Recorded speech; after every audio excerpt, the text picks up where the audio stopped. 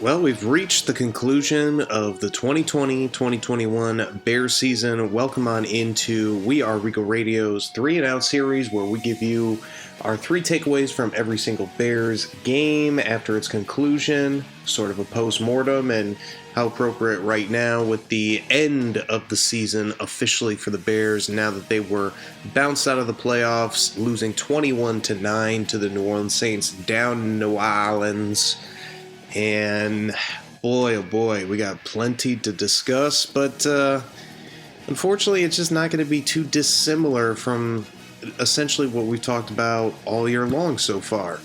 And I guess with that, let's go ahead and get started with our first takeaway. And you know, you look at that game, and the Bears certainly had some opportunities. Javon Wims drops a touchdown. Mitchell Trubisky hits Javon Wims on a terrific pass early on in that game.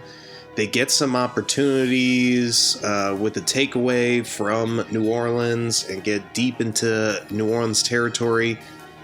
The Bears just couldn't take advantage of their opportunities, and that's yet again another tick, I guess if you will, for the season tally of the Bears not taking advantage of their opportunities. I feel like we talk about that essentially every single week. You look at going into that fourth quarter, it's still a relatively close game. You know, it's 14-3, but the Bears just, with whatever opportunities they had in that first quarter, and especially early on in that first half, they weren't able to take advantage. And it seemed like as the game went on, New Orleans was the one getting stronger defensively, getting stronger offensively. I mean, you saw how Michael Thomas, Alvin Kamara were definitely huge boosts to this New Orleans offense. And with all the injuries that the Bears had, with all the guys inactive like Roquan Smith, Darnell Mooney, Buster Screen, Jalen Johnson, the defense put up a great fight, and offensively they did some things early on that kind of gave you, I think, a little bit of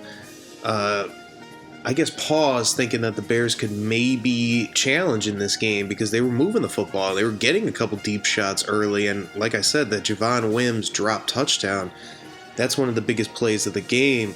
Not saying the Bears would have won had he caught that, but certainly you would have saw maybe a closer game. Maybe that would have been the inspiration that the team needed to kind of get through this game and get out of New Orleans with a potential victory. But when you kind of lose your opportunity early and things just continue to kind of stall the rest of the game, it's hard to, you know, build a lot of momentum. And it seemed like, as I said, the Saints, they were struggling a little bit early on. The Bears had a really nice game plan early on to try to kind of confuse Drew Brees and Sean Payton with what the Bears were doing defensively, and they were doing some okay things, you know, like I said, offensively, getting those shots.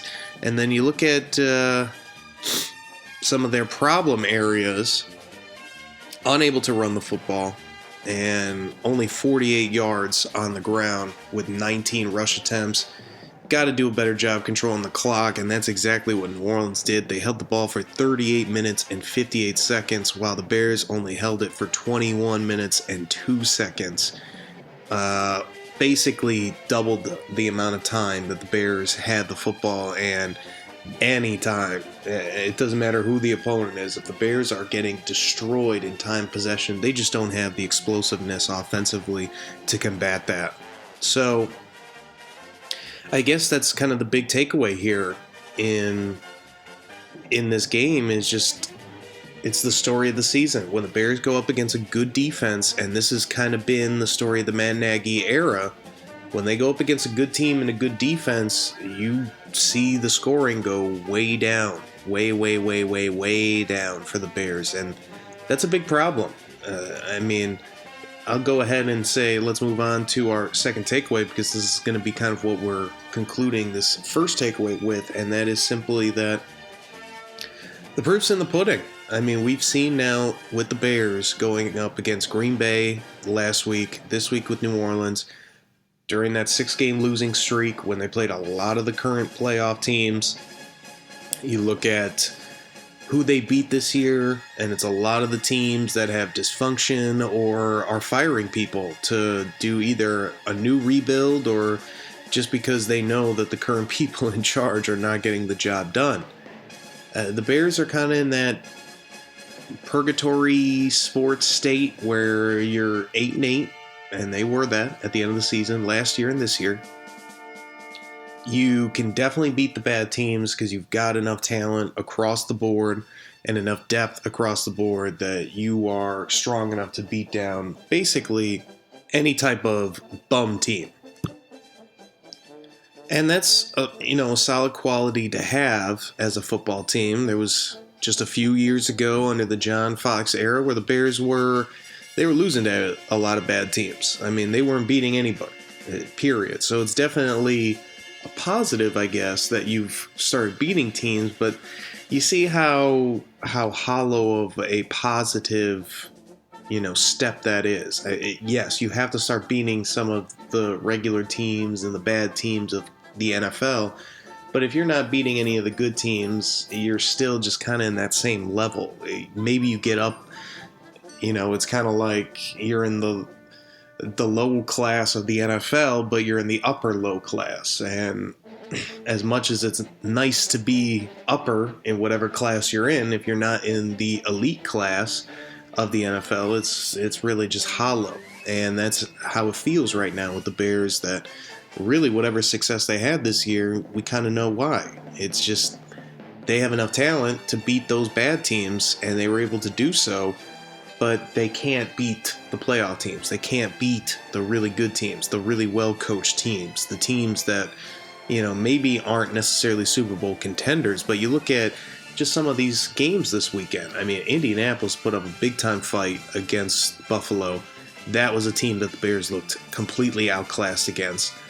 And Buffalo is supposed to be one of the best AFC teams. You look at even the Rams when they go to Jared Goff with the injury, and they absolutely destroy Seattle. And it felt like on that Monday night game when the Bears played the Rams, that the Rams just absolutely destroyed the Bears.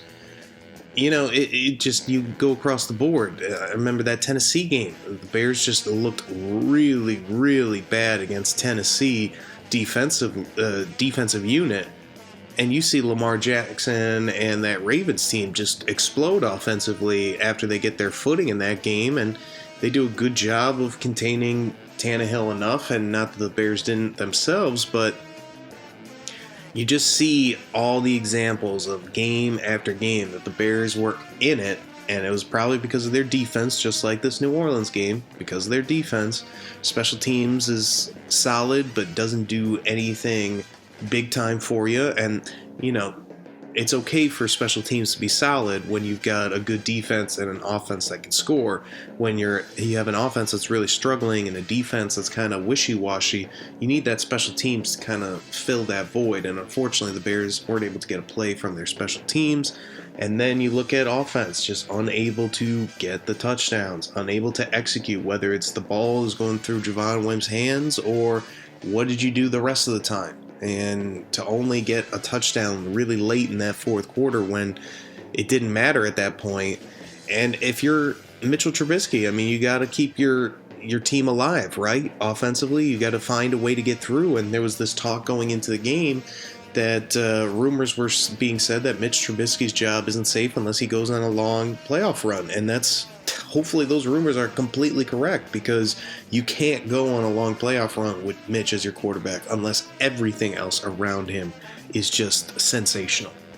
I mean, it's kind of like what we were talking about with Nick Foles earlier this year with the Bears, but especially when you compare Nick Foles with the Bears versus when he won that Super Bowl with the Eagles. He had a defense that really could rush the opposing team's passer. He had a really good offensive line. He had weapons around him that were really explosive downfield. He had a play caller in Doug Peterson. I'm not saying he's lights and he's, leaps and bounds better than Matt Nagy. That's not what I'm trying to say. But as a play caller, I think we all kind of agree that Matt Nagy he's just not very good, and if he is, he's not consistent at it, and you're going to get some very questionable calls, or you're going to get some games where you're like, whoa, what's going on here, guy? But regardless of all that, when Nick Foles has everything working around him, he can work. That's how it feels with Mitch, and it kind of, the proof is in the pudding again with, in training camp, both of these guys were basically equal. Whenever they got their opportunities with the starting unit, neither was able to really take advantage and make the other guy look really bad or just say, hey, I am this team's quarterback. Look at me just dominate here in practice. So it just the story of the year in this Saints game, and I hope if you're ownership of the Bears, you're looking and you're understanding that, hey, this isn't some terrible debacle of a team, but this team isn't getting over the hump. And this team is far away from getting over the hump, because you can't be a good playoff team if you don't have your quarterback issues solved. And the Bears clearly are going into an offseason where they're going to have quarterback issues. Even if you bring back Mitch, if you bring him back for a year, you've got quarterback issues. If you go draft a guy, let's say you trade up in the top 10 and get somebody, you don't know what you got out of that rookie. You don't know what he's going to be. So you've got quarterback issues. And there's not this quarterback out in the open market that you can just go sign, even if they had the money. So, not a great spot to be in if you are the Bears. And ownership should definitely take that into account, that the fact that, hey, there's cap issues, we're getting a late first round pick, we don't have any options at quarterback in-house unless you like Tyler Bray. We traded for a guy in Nick Foles that's clearly at best going to be a backup. Just things to think about, things for ownership to munch on, because if you're just going to bring back everybody, and if you're just going to say, hey, we're close, we just got to get a little bit better, you're a little delusional in that thinking. But it is one of these leagues in the NFL that you can go from worst to first. Things can turn around quickly if you find the right guy under center. So I guess there's still a chance that the Bears could definitely find that guy and move forward. But at the same time, you know that that position has been ignored far too long by your current GM and front office people. And this is a quarterback league. What the heck are you doing? So our final takeaway is just kind of seeing what's going to happen. What is the repercussions of this season, if any? You know, is it just simply Ryan Pace is back, Matt Nagy's back, we're just going to move on from Mitch? Does Mitch even come back? You know, what's the direction of this team? Because even if you go with the same people, Ryan Pace, Matt Nagy, you know, you've got your same front office, same coaching. Maybe you make a few adjustments, kind of like last year, you fire some assistants and you hire new guys that Matt's a little more familiar with. Maybe you do that in the front office, you fire some guys, make it seem like, oh yeah, it's kind of their fault why some of these problems have been, so we're going to hire new people that are going to make us better, blah, blah, blah. The point is, a lot can be changed or a little can be changed, but nobody's going to be blind to the problems that exist on this team. And you are very far behind the Green Bay Packers, and you are pretty far behind the New Orleans Saints. I mean, they've been getting bludgeoned by the Saints over the last year or two. I mean, anytime they see them, basically, they just get destroyed by them, especially since Mitch Trubisky has been quarterback of this football team. And the Saints, you know, they're a good team. They've got a great collection of talent, but they're probably not as good or anywhere near as good as Green Bay. I mean, we'll see if they maybe match up, but I definitely think Drew Brees is declining as a quarterback, and felt that he was kind of just average for a big portion of that game. But the Bears were just unable to take advantage of those opportunities, and even with that average Drew Brees, they still are bludgeoning you. I mean, you got Ryan Pace from the New Orleans Saints. You, as the ownership of the Bears and the McCaskies, love to gauge the team versus Green Bay. Because if the Bears are close to Green Bay, that means we're doing things right. If we're far away, we're doing things wrong. Well, you're far away from New Orleans and you're far away from Green Bay. And that's where your people are from, and that's what your gauge is. A lot's got to change. A lot's got to be figured out. And do you have the right guys figuring out? Let's say ownership says that they do. Then what do you do? I mean, is Ryan Pace, assuming he's going to be in charge moving forward, is he got a good grasp on, hey, I really messed up the quarterback position. I really, really need to fix it, and I really need to fix it correctly, unlike last offseason where it was just, oh, get a Nick Foles, and that's it. If we just get Nick Foles, we're good.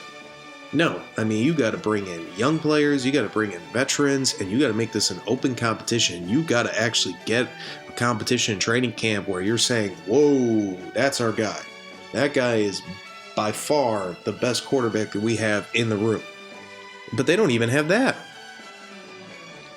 And then you go work your way all the way down. You know, there's offensive line issues. There's some positivity there. Maybe Sam Mustipher, the center, is a revelation.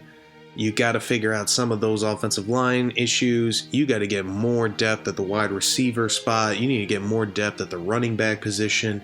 You need to rework this defense. They got to be stronger against the run. And that pass rush, you know, was finally starting to look right in that first half against New Orleans in a game you absolutely needed. But between Green Bay and New Orleans, and you look at, you know, 4 halves or 8 quarters, you really only got 2 quarters of really great pass rush from your defense in 2 must-win type scenario games.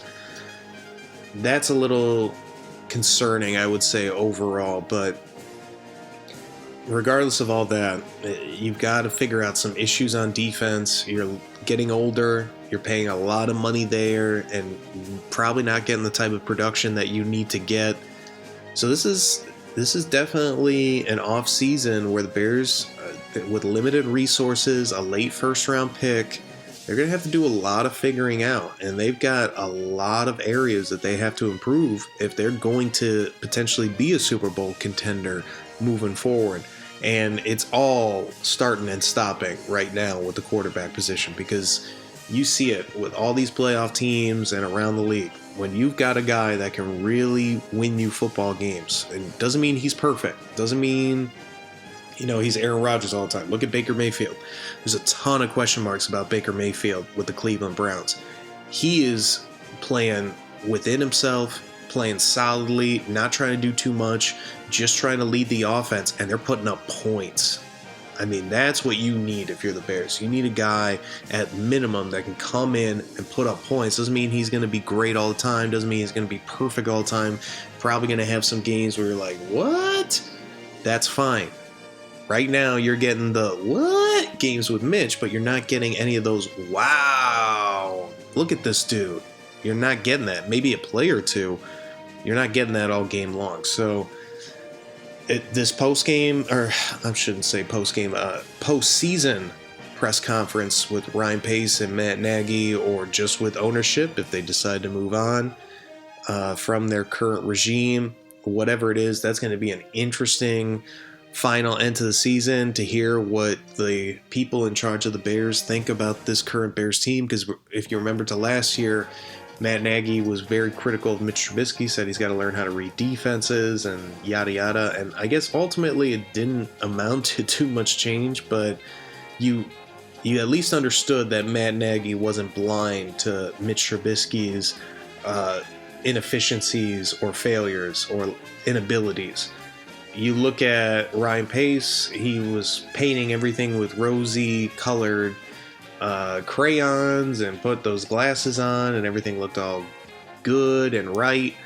Yeah, we need to hear some honesty from him if he's going to be the one moving forward with the Bears, and he's got to really own up to the fact that there's a lot of work to be done here. This is not, because that's one thing that we learn, if you anything from this Bears season, is the Bears have some serious issues when it comes to scoring points, when it comes to being an elite defense, when it comes to some of their contracts, when it comes to some of their, you know, veteran players, some of their position groups like offensive line. Like, there are major issues across the board on this team. And that's why they can't beat good teams. That's why they can't beat playoff teams. That's why they can't beat the Packers. That's why they can't beat the Saints.